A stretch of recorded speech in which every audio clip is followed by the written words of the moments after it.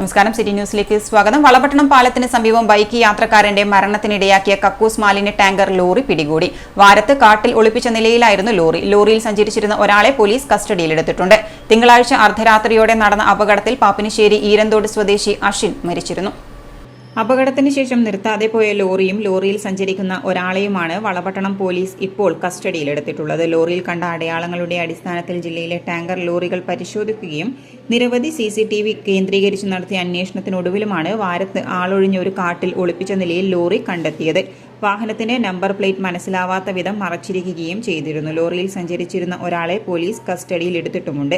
വാഹന ഡ്രൈവറെ തിരിച്ചറിയുകയും ചെയ്തു. Valapattanam police station inspector Sumesh TPയുടെ നേതൃത്വത്തിൽ SI Vipin TM, SI Unnikrishnan, ASI Nived, SCPO Rupesh, CPO Kiran, CPO Sumit എന്നിവരാണ് അന്വേഷണ സംഘത്തിലുണ്ടായിരുന്നത്.